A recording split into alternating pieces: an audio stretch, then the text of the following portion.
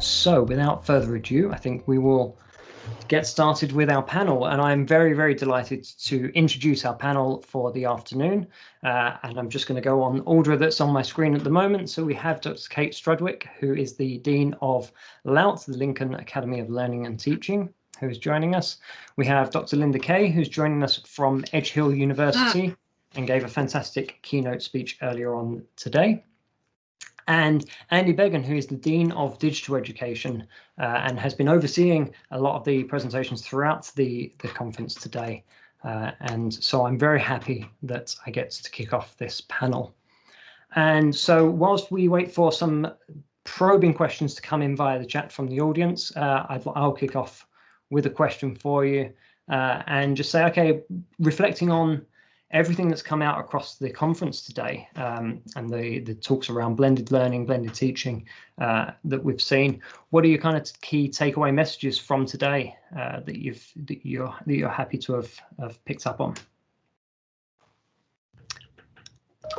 Sorry, I've got a cat trying to get involved as well. I'm ever so sorry. I'm just going to push him off. I think for me, Linda and I were just chatting actually before this started, saying I think the key thing that I feel that's come out from today is offering that opportunity for reflection and evaluation of, you know, in this really quite testing and challenging time, having that time to think, that time to consider what different terminologies, different phrases, different meanings. We've had some nice discussions about identifying the importance of different disciplines with regards to blending learning. And in terms of equally, you know, how we should measure. And I think Linda was saying about the ethical use of analytics. I just think there's been some really good thought-provoking discussions and dialogue that's gone on in both the other sessions and also in the keynote. And so for me, it's about taking that time away to actually have the opportunity to think what's worked well for others, and how can we look forward and kind of put that into our planning for the future.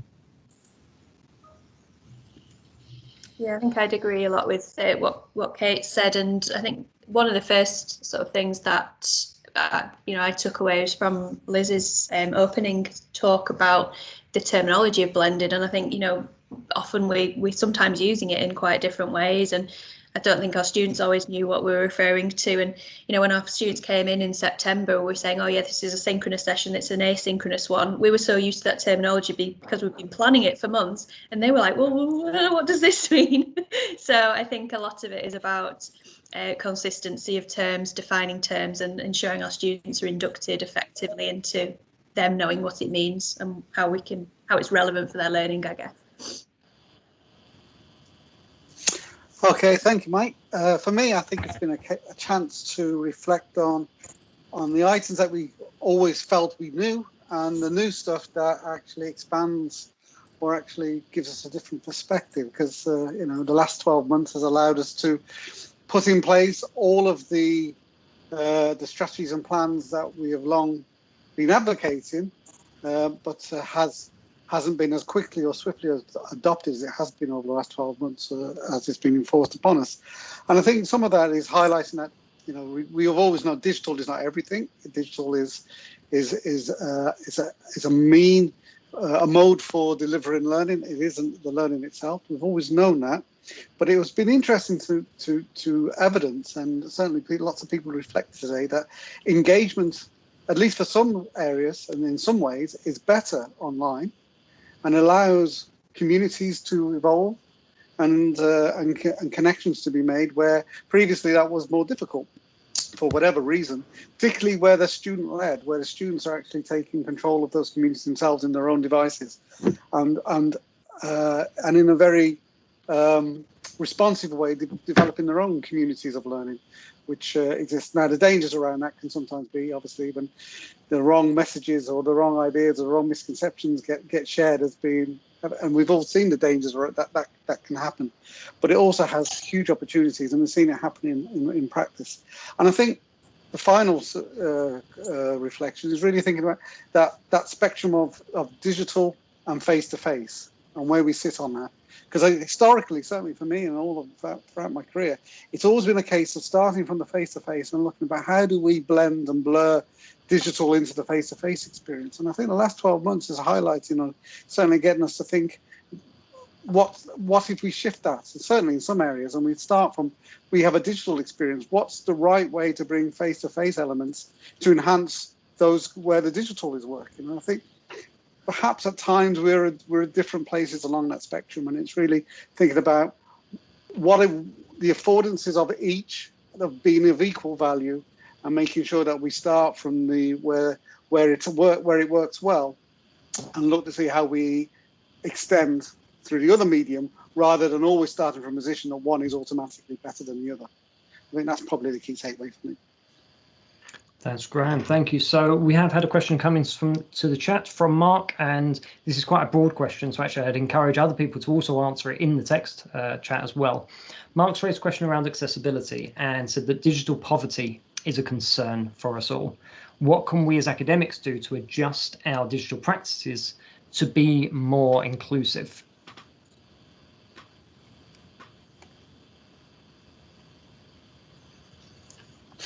Yeah, okay, we're all having a game of Mexican standoff, looking at each other. So I think that's a really important question, Mark.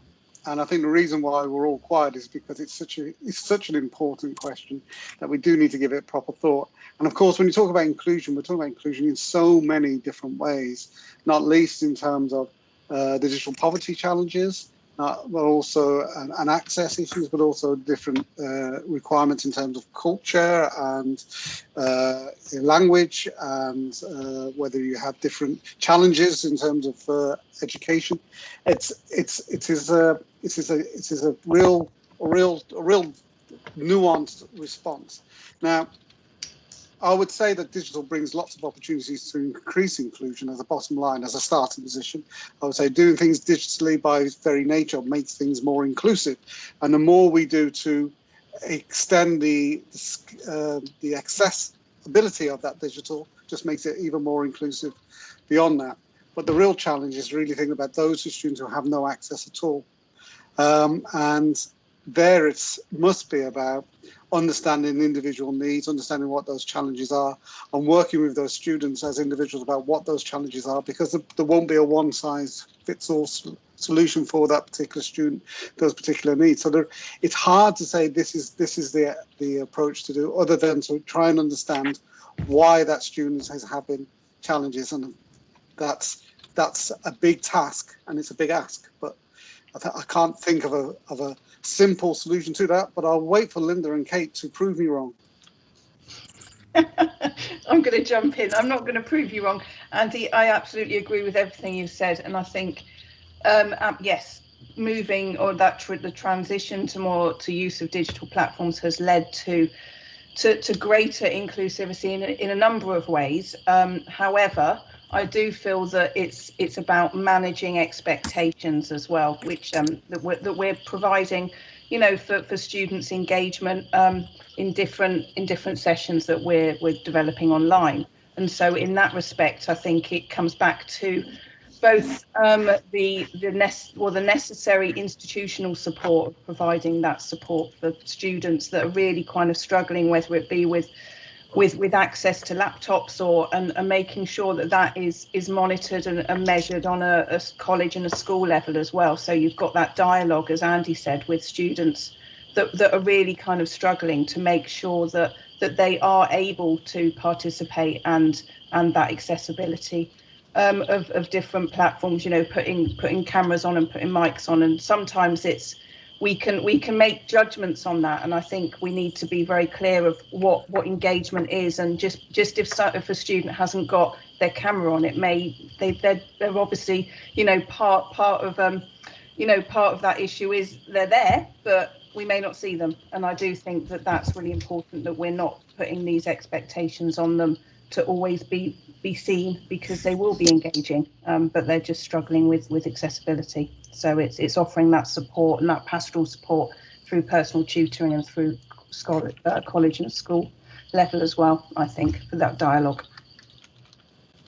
Yeah, I didn't entirely agree with what both Andy and Kate have said, and I think for me as well, from an administrative perspective, when it comes to particular summative assessment related things, is having flexibility and regulations and alternative assessments and so on and so forth. So if it's, if part of it is that it's mandatory that you do an online live presentation, then that's clearly going to be disadvantaging those students who have poor bandwidth or whatever. So having flexibility and regulations around core parts of courses where, in line with professional body requirements, of course, but offering flexibility there as well, I think is important. That's fantastic. So we were running a Padlet with open for questions for this panel in advance of the session. So I'll pull out one of the questions from the Padlet that was asked in advance before I go into the chats to find some more. So the question is, do you have some examples of where you have used your measurement of student behaviours to then try and influence those behaviours towards greater engagement? And if so, what are the outcomes? Yes, I've got a good example there. Some of these we got in advance, which I was pleased about because I wouldn't have probably able to think on my feet on this one, but I did have a chance to have a think about this. Something that has worked really well in my department over the last, must be at least 8-9 years, are doing weekly online web-based assessments. And so these are sort of automated marking, and something that we integrate in our research methods and statistics module in year 1. So this is something we introduced a number of years ago, and students absolutely love them because they do it as a weekly thing. When we use those behaviours from that as part of our informal monitoring of students as well. So it doesn't just fit, it's not just about looking at attendance. We can see, are they engaging on a weekly basis? Are they completing them? Are they doing well on that? They get feedback from that very regularly. At the first part in the first year, that as a retention kind of strategy is really helpful as well. So we've acknowledged those are really useful behaviours for monitoring at least a little bit of engagement. So that's something we've extended much broader, and we've integrated into other modules, particularly at the first stage of year 2 as well. So, acknowledging those behaviours are really helpful, and students report themselves as well. It's very motivating to be able for them to see their progress, particularly in those formative stages when they have no idea whether they're performing at the right level or not. It's not a big daunting first assessment for them. It's these very short quizzes basically. So those behaviours have been really useful for us, and we've extended that more broadly. So that's one example that comes to mind for this. That's fantastic, thank you. Kate, did you want to go on to that before I move on to the next question? Yeah. Okay. I think for us at Lincoln, it's been the use of dashboards and the ability we've got with Learn Analytics there. So having the continuous program monitoring system, so we can look at student engagement through attainment, through marks, through engagement with the library, with Blackboard. And I think the key element there is backing it up and supporting it with personal tutoring. And so, making sure again that you can have those conversations with small groups of students, which there may be issues as to why they're not actually attending, or why they're struggling with a particular element, i.e. going onto Blackboard. And it's then giving personal tutors the opportunity to develop a kind of a tailored learning plan, so you can work with those students and support, as well as bringing in peer learning through PTG sessions, which actually were the face-to-face or in-person sessions. So they were really meaningful for small groups to get together and equally to start to debate and discuss some of the possible challenges that we were all facing when we moved more online. Because I think in that way, it's that real importance of engagement among students and academics. And so we were able to see what they were struggling with, and vice versa. We were able to respond accordingly. But it's that tailored learning plan and support. So we're feeding back to them on perhaps why we're concerned about triggers, I guess.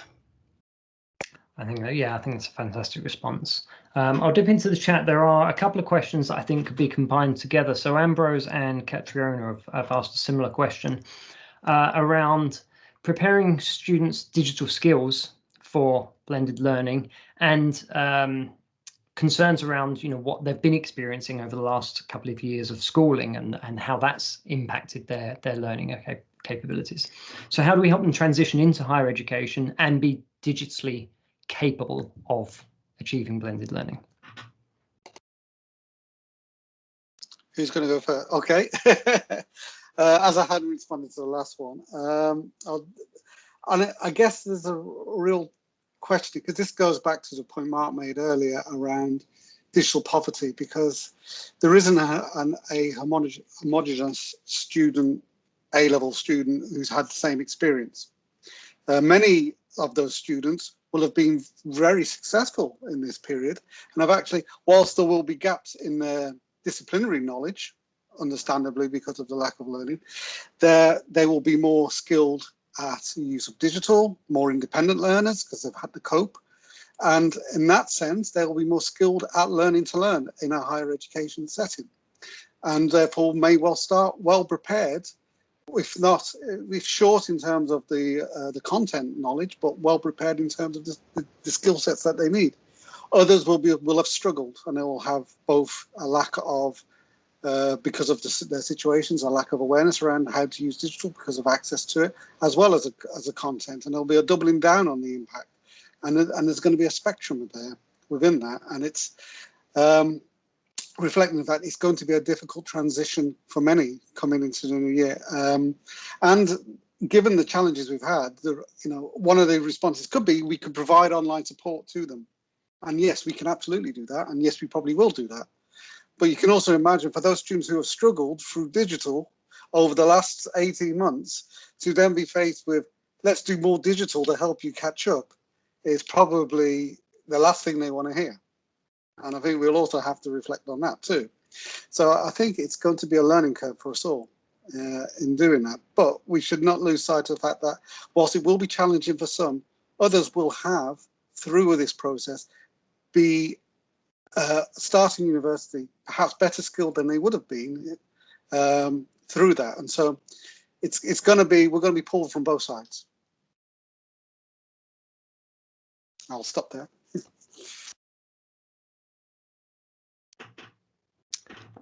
I think part of again, I completely agree with Andy. I think part of it as well is, I suppose, going to the idea of factors on why we might use certain digital technologies is about not just understanding the actual technicalities of how you use it or how easy it's perceived to be used, but the usefulness of it. And I think part of the way of preparing and supporting our students is about being transparent and communicating about the usefulness of it for their learning. So from their perspective, we're feeding into supporting their perceptions about how it's being used, why it's being used, is it going to be useful for learning?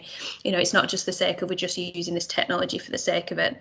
And there'll be some occasions where students are making use of their own platforms as well, with their peers, and are there opportunities to capitalise on those where it's appropriate to do so as well? And again, I think that supports a bit of the barrier of some of those things as well. I'm not saying we should all start joining WhatsApp with our students, absolutely not, not in a million years from my perspective, but it's thinking, are there alternatives that could be beneficial for some activities? I absolutely agree with what Andy and Linda have said, but just to add into it, I think some of the things that all learners have developed in the last year is resilience and to be adaptable to using different platforms, whether that's Teams, to looking at asynchronous material, and reflecting on and analysing, their understanding of that, whether it be for assessments. And so I think the level of resilience that has been shown at all levels, so pre-HE level, A level, and even going further back, GCSE level, I think these are skills that they will have developed. And as Andy said, some perhaps more successfully than others, but even so, I think they're skills that they've definitely got under their belt now because of necessity. So I think that's something that will really, really help with the shift to higher education learning as well, with regards to adaptability in their learning. So I think that's an area that they've all managed, and it's something they should be really, really proud of, and should, you know, it should shout out about, because it's a very big achievement. Yes, I hope so. And I like those two key words there, adaptability and resilience, I think are really key. So thank you, Kate. And you mentioned assessment. I will dip into our Padlet. There was a question around assessment that came up in advance. And again, it's a fairly large question. I'd encourage anybody to post their answers into the chats as well. And so the question is, do you think that the change for blended learning assessments practices should stay the same or revert back to before the move to online? So, you know, what are we going to carry forward on digital assessment practices? I can see that for presentations and things like that, then there may be ways that we're more flexible on those kind of things. So not necessarily just having, you know, students standing in a room and in front of their peers, but thinking about alternative formats of doing that. And again, you know, being a bit more flexible on those. So that possibly might be something that would stay. And I suppose, you know, online form alternatives to exams or other formats of exams, well, just disbanding exams altogether. I think that's been, from what I've seen, the biggest discussion really in terms of assessment things. So Kate's nodding away. I think she's probably got more to say on that, so I'll hand over. Yeah, I mean, I think, yeah, the move, what the transition to blended learning or more online and use of digital platforms has given academics is, as we've said before, the opportunity to evaluate and redesign some of their teaching on a modular level. So it's building from those. I think, as Linda said, some may carry forward, and I think that's absolutely right. But this is all very much part of a reflective practice that's going on in module teams, and it's necessary to go on in module teams to see what's worked, why has it worked, and do we want to keep that, or do we want to revert back to what was happening, if possible, if we can. I think what the developments towards blended learning have shown is that there are alternative modes of assessment that can be used. So I do think there are disciplinary factors that can be brought in there. So things like simulations that perhaps weren't thought of before, you know, the opportunities for online lab practicals that maybe hadn't been considered before. So there, you know, technology can in effect be used in a positive way as an enabler, you know, in addition to rethinking some of those assessments that would work better in with regards to small group work, because, you know, that again, the peer learning is obviously increasing that inclusivity and accessibility for a number of students as well. So I think it's a mixture. I think some may carry on, and it really is that the key thing here is that discussions are had among the teaching team and with students as well. I think students, you know, probably quite like online tests, and in the sense of, you know, that the time to prepare for them. You know, we moved to TCAs rather than having exams, and again, I think that's a conversation and dialogue that needs to be happening between teaching teams at a school level and equally with student reps and things like that. So I think there's bits we may take forward, and there's elements that we may revert back to, so it is a bit of a mixed bag. Yeah, I think COVID has really shone a spotlight onto the assessment processes and conversations that were happening way before COVID. And in terms of what makes an effective assessment, what makes an assessment that's more relevant to professional careers that they're going to be likely to have. And there was already a move, and people were already pushing to adopt practices that went beyond the traditional 4 essays in 3 hours, a skill set I spent years learning how to do, but I've never needed since. And it's around challenging those kind of very traditional modes, which are based on that's how we were able to administer at scale. I mean, let's be honest, that was a method of assessment that we could do in a defined period of time for a large number of students. Digital and all the rest gives us other options, and it changes the conversation, and it gives us different affordances around what we can do at scale and what we can assess and how we can go about that. Because at the end of the day, whatever we're doing, it must be supportable, it must be deliverable, and we must be able to manage to actually do it. And that's where the pull to do what we've always known, because we know we can comfortably do that. And what's forced us to do over the last 12 months is challenge that comfort, do things differently, and recognize that actually we can build comfort and reassurance and awareness and knowledge and expertise in doing things slightly differently. So I guess that's the takeaway from that, is that it gives those conversations that were already happening greater evidence in terms of what can be done and where we can go with assessment.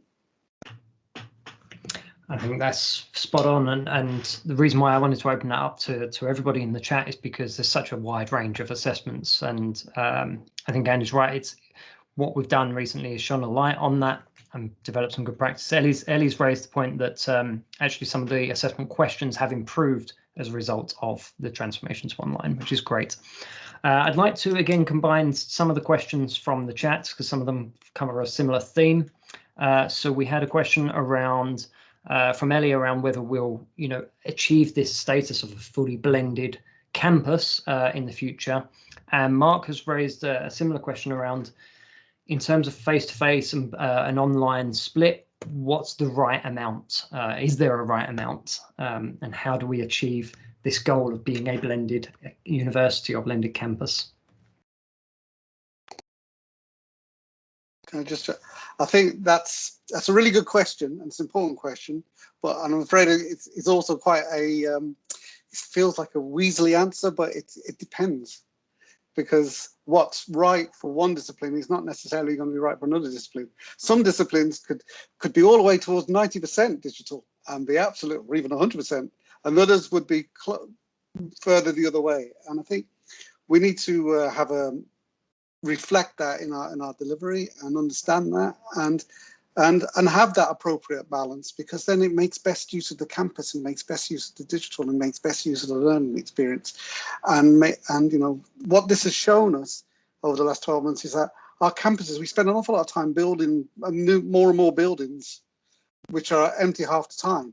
This has given us an opportunity to think about, well, how do we use our physical estate much more effectively and much more for the benefit of students and the learning and the teaching process that we are all here to support. And so that's really what the lesson we can take away from this is about how we're ensuring that we are maximizing the affordances of each so that we are delivering the best learning experience we can. Yeah, completely agree, Andy. I mean, I think as well, I'm not sitting on the fence, but I don't think one size fits all. And there's, there isn't, they vary between disciplines. They vary between the extent to which that discipline is more practical, as opposed to more theoretical disciplines. I think a mixture, the key thing is that those both elements, but equally the face-to-face or the in-person teaching is meaningful and is well directed towards meeting the learning aims of the whatever the module may be. So the time that is spent is worthwhile. And I think that obviously is then supplemented very clearly by the digital platforms as well. So I do think that it is a mixture, but it's one that perhaps over the course of the next year we may work through. It's clearly an opportunity for us to do this for the next academic year, and that's what we're looking for is a blended and a full blended learning approach. But whether it's 50-50, I don't think any of us could kind of say that. I think it would definitely differ across different schools and colleges for the reasons that it should do, because we need to be flexible and we need to actually bring that into our designing of programs and module and curricular design as well.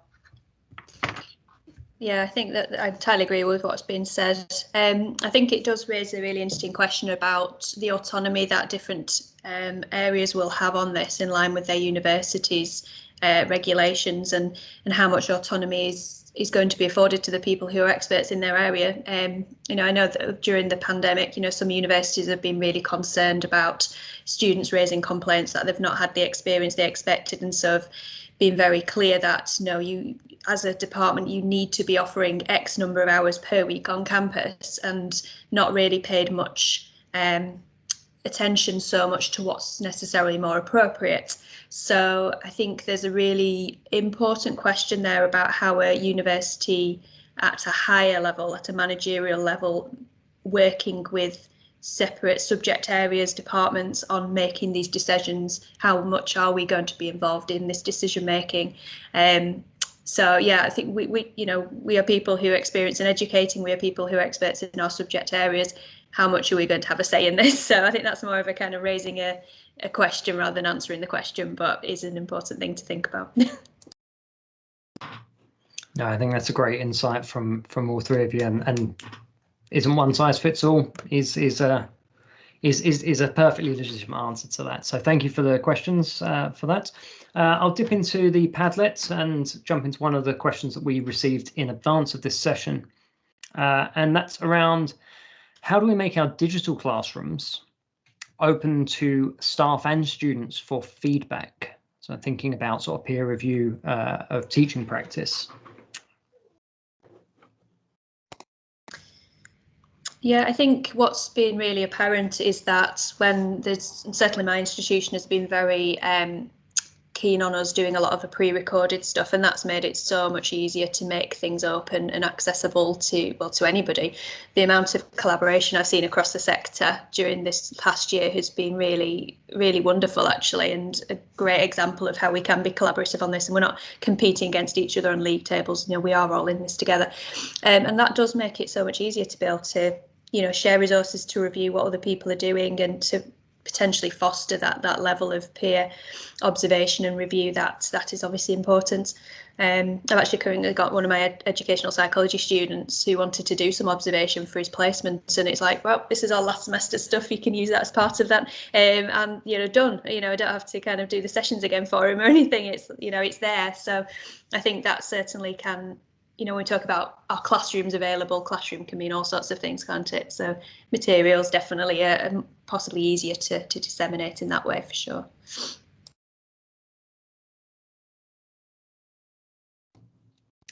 Are there technical challenges that go alongside that sort of sharing that might impact how we open up the digital space, Andy?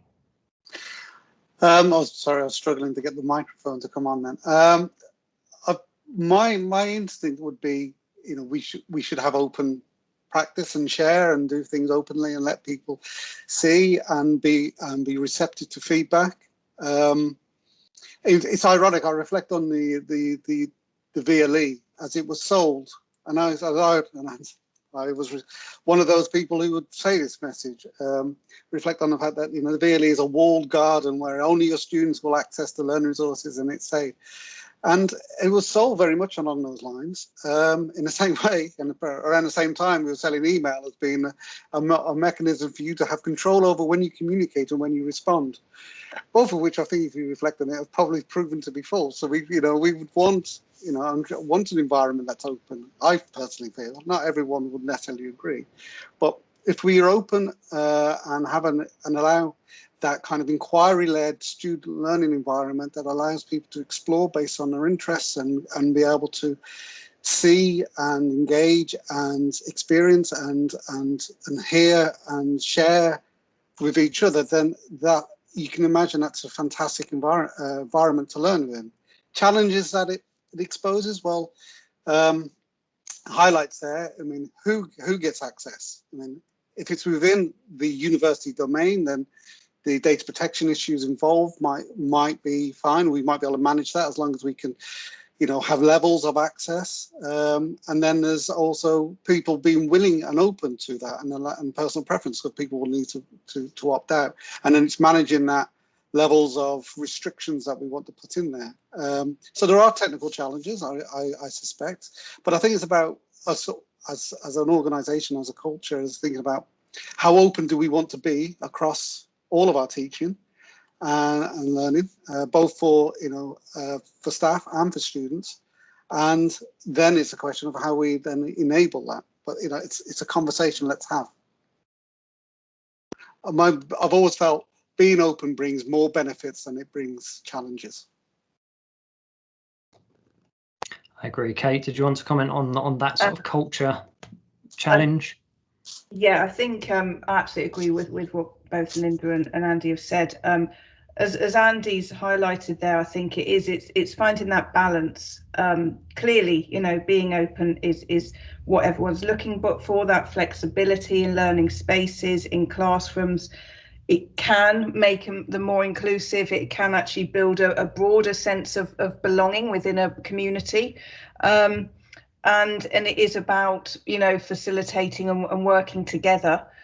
So this would, you know, bringing in the support from digital education in terms of making sure that everyone has got that accessibility to these open classrooms, but yet equally, as well as there's lots of positive elements of this, there are also the reflective parts that we'd need to pretty much put our heads together to think, right, you know, exactly as Andy said, you know, passwords and how much do we want to ensure that that is at all levels. So I do feel that there's this is an area that requires probably more discussion and more collaboration between in universities between those that are kind of setting up the platforms and those that are teaching within them, and that's students and staff, you know. And it's kind of, again, even though I keep saying it, learning from each other, because everyone's got different experiences on this. And yeah, the technical side is kind of where we need that support and guidance from those in the know, which is with Andy and his team. So yeah, I think from our experiences, you know, that's the key thing here to how open they could be. Fantastic, thank you. So I've had a great day of watching presentations and listening to discussions. There are three key words that have underpinned throughout the day, and that's flexible, adaptable, and resilience. Three key terms that have come up all day. Given that we have you three are on panel to discuss now, when we talk about resilience in digital learning space, what do we really mean, and what does that look like?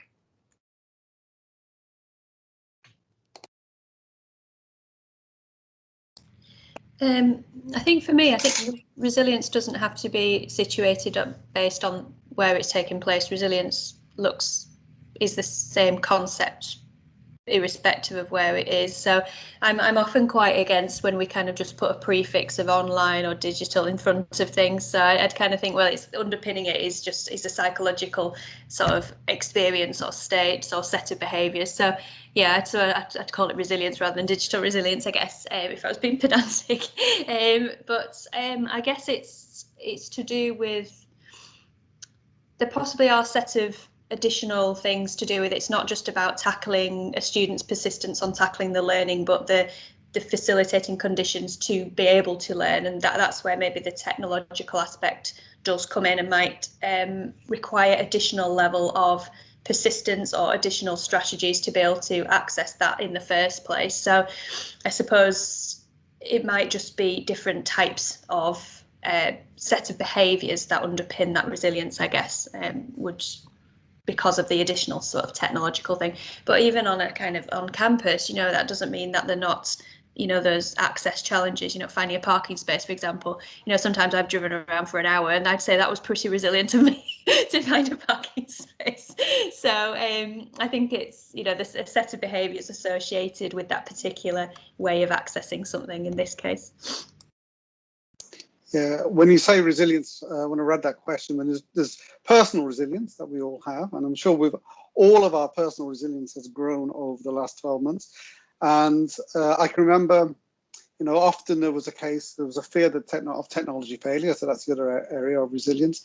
And there was a lack of confidence in the technology. What happens if the technology fails? So there was a fear that the technology would fail, and then a fear of how they would respond and how they would look and how they would feel. And we're all that. And as you know, today, Dan put a lot of effort into thinking, what are we going to do if this happens or this happens? It's about having a plan B and a plan C. But I think the resilience is having the confidence to know that if things go wrong, you can deal with it. And that's just comes from experience, but it also comes from having alternatives. And it's also recognizing that if things do go wrong that are outside of your control, that it will be okay. Sometimes stuff like that happens, and I think that's the kind of resilience that we need building. But you know, it's for me, it's more about confidence than it is about resilience. Resilience comes from that conference, but it's the confidence to be able to use the technologies and know what you want to do with them and know what you're trying to achieve. That is really critical. When we have the confidence, the resilience will just naturally stem from it. Completely agree, Andy. I think it is confidence, and as someone that was not very confident digitally a year ago, you know, we all had to upskill quite rapidly in terms of delivering sessions to students. And I do think as well, it's being honest. So sometimes when technical things happen, and you know, and making sure that you've got that kind of transparency with students as well when you're teaching them. You know, sometimes you do need a plan B, and this happens when they're doing presentations and they can't, I don't know, play a video for argument's sake, or they, you know, the slides, they can't find the slides. And so we, you know, things happen. But it is having confidence in the abilities that using digital platforms have enabled us to do now in a more blended learning approach, but equally to feel confident that you can do it as well. And that is the personal resilience that Andy was talking about. You know, I think go back a year and not many of us had used Teams, not many of us would have actually used whiteboards in you know, Blackboard Collaborate, or used Talis Elevate, or used all of these that, you know, we now, because we needed to, but we want to make sure that the teaching we're providing is excellent teaching, and so we wanted to make the most that we possibly could, but equally, you know, making sure we're confident in using those in with regards to our delivery of teaching. So sorry. So yeah, so that to me, I think I kind of agree, it's resilience, but equally it's gaining that confidence, and that comes through kind of upskilling both for students and for us in what we're now using and what we're expected to use. You know, that things don't always work out like we need them to in terms of technical errors. And where we have just under 5 minutes left, and we do need to run to time. So I think for the final few minutes, I'll just direct a question to Linda as our guest, and just say, what's the key practice that you would like to take forward past the pandemic? I think for me, it is about I think assessment things, to be honest, that's the one. I think that's been really interesting to see how well students have adapted to it, but how well it's been well suited to some of the things that we do. So, you know, I would like to see that more flexible assessment alternatives are available and are supported by universities. So things like doing presentations online and not having to go through a whole revalidation just to say, oh, it's a live presentation, but it just doesn't happen to happen in a classroom. So flexibilities in the regulations around that, and just from what we were saying before, application-based assessment questions rather than exam. Remember as much as you can cram into an hour's in a stuffy exam hall kind of thing. So yeah, I think just flexibility in assessment practices and regulations, definitely. Thank you very much for that. That puts us roundabout to time. So I would like to take a minute just to say a huge thank you to our panel. Thank you very much to Kate, Linda, and Andy for fielding a whole range of questions from our audience. So thank you very much for your time this afternoon, and thank you for everyone that joined. And Andy, I'll hand over to you. Okay, just down to me just to say thank you on behalf of the organising committee and the team and the university, to all those who presented, and to Linda, thank you for your time today. I hope you enjoyed it. But thank you to all of you who participated. We will be recording the presentations, but I would like to say a special thank you to Mike, who helped co-chair all the sessions and helped plan the organisation of this, to the digital education developers and the digital education team who've helped with the organisation and the management of this, but also specifically to Dan Wakefield, who has been the glue that's made all of this work. He's put in an awful lot of effort. Nothing has been left to chance. For those of you who have not seen his planning document, I think we're even told when we could have a loo break. He hasn't left anything to chance. So it's an absolutely fantastic piece of work. So thank you, Dan. You've done a sterling job here. Shown when we've got to the end of it that you can use Teams and have a successful conference online with multiple participants, showing how it can be done. So thank you to everyone, who's come today. Hopefully you've all found it useful. You've taken away some key messages that you'll learn from this.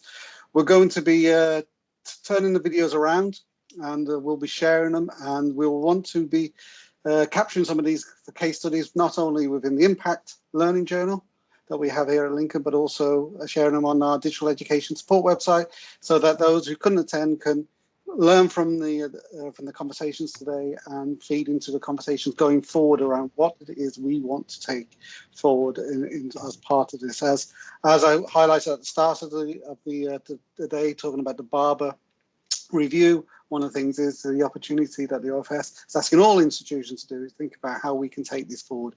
And I think this day has been really helpful in trying to shed light on what we can do and what we want to do. And yeah, we've got some challenging months ahead again, but I think we've got a better idea of what it is that we want to take with us and what we want to learn from that. So thank you all.